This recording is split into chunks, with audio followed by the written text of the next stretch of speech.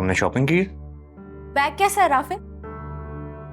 हाँ है तो अच्छा है, लेकिन काफी एक्सपेंसिव लग रहा है। हाँ मुझे पसंद आ रहा था इसलिए ले लिया। इतना एक्सपेंसिव बैग खरीदने की क्या जरूरत थी?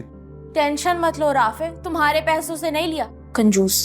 जिसके भी पैसों से लिया है अरूज, ये फजूल खर्ची है और मैं तुम्हें इस चीज की इजाजत नहीं देता।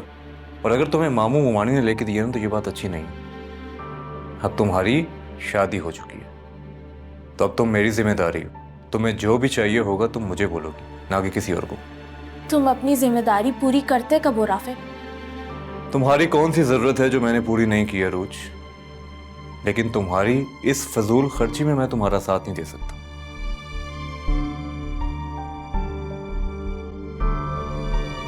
तुम भी ना, हार में जाओ।